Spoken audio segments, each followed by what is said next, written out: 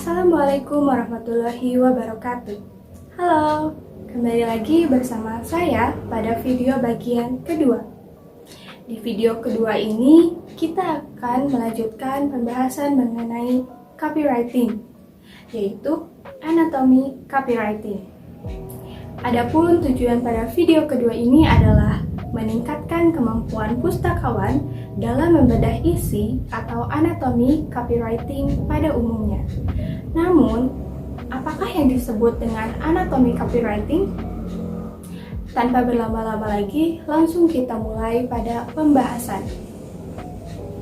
Di samping saya sudah terdapat beberapa gambar yang ditempatkan secara acak. Jadi, apa maksud dari gambar-gambar berikut ini?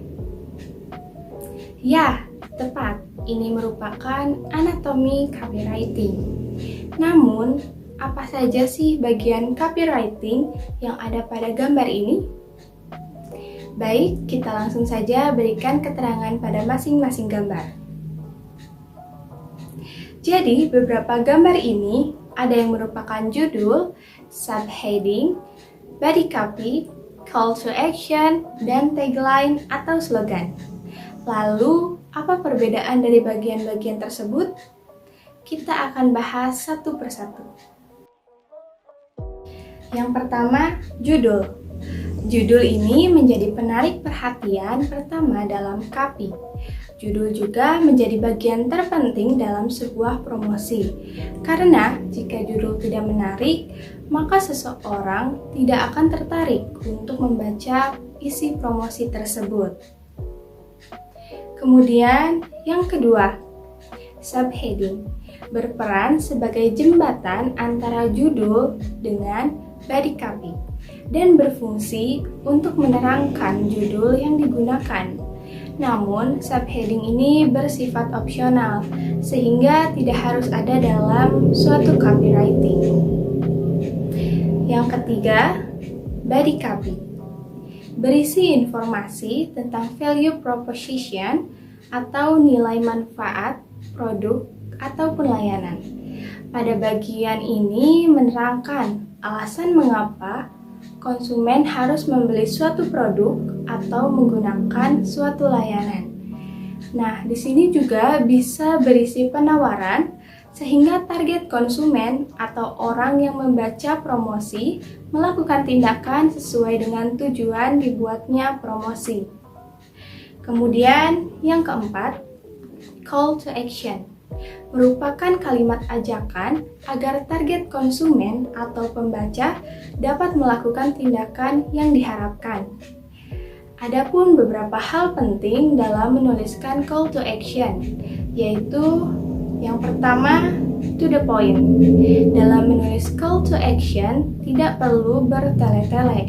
Jika tujuan promosi adalah agar pembaca melakukan pendaftaran, maka langsung saja tulis, ayo daftar sekarang, atau dengan kalimat yang lainnya. Yang kedua, tulis lebih dari satu kali. Tulislah beberapa kali kalimat ajakan tersebut, meskipun terkesan membosankan, namun bagi pembaca, hal itu tidak membosankan. Yang ketiga, hanya ada satu tindakan. Jangan berikan lebih dari satu perintah. Misalnya, jika tujuan kita untuk mendaftarkan diri, maka jangan menambahkan perintah untuk mensubscribe. Lalu yang kelima, tagline atau slogan, yang merupakan kata-kata unik yang diasosiasikan terhadap sebuah brand atau produk. Tagline ini mempresentasikan brand, sedangkan slogan mempresentasikan produk. Namun, bagian ini juga merupakan opsional. Nah, setelah mengetahui dan memahami apa saja yang termasuk dalam anatomi copywriting, kita akan melihat contoh copywriting dan mencoba menguraikan berdasarkan bagian-bagiannya. Contohnya adalah iklan atau promosi PHD. Mari kita bedah anatomi copywriting yang ada pada bagian promosi ini. Pertama, bagian judul. Di sini ada kalimat laki 9.9 yang memberitahukan bahwa terdapat event 9.9. Bagian subheading berisi keterangan bahwa pada event ini terdapat promo paket yang harganya hanya Rp99.000.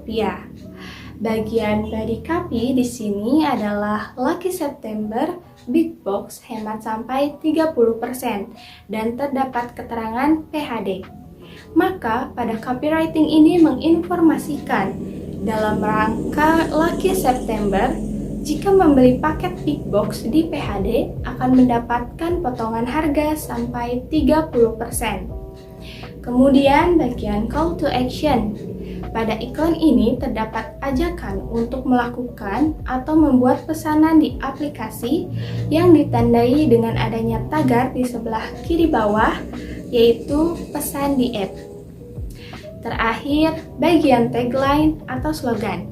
Terdapat pada kardus yang ada di gambar, yaitu 30 menit tiba, tagar senangnya di PHD-in. Itulah penjelasan mengenai anatomi copywriting, dan ada contohnya juga yang telah coba kita bedah. Sama seperti pada video pertama, untuk merefleksikan hasil pembelajaran dan untuk mengetahui sejauh mana materi tersampaikan dengan baik, kita lanjut dengan melakukan quiz yang berisi beberapa pertanyaan terkait materi yang telah disampaikan pada hari ini. Untuk link quiznya terdapat di bagian deskripsi box video ini, di bawah ini ya. Jangan lupa untuk mengikuti quiznya. Nah, pada video ketiga nanti, kita akan membahas tentang jenis-jenis media copywriting. Jadi, jangan sampai ketinggalan dan terus ikuti video-video lainnya. Pembahasan pada video ini dicukupkan sampai di sini. Terima kasih sudah menonton dan mengikuti pembelajarannya. Mohon maaf apabila ada kekeliruan. Tetap semangat dan selalu jaga kesehatan. Sampai jumpa di video berikutnya. Assalamualaikum warahmatullahi wabarakatuh.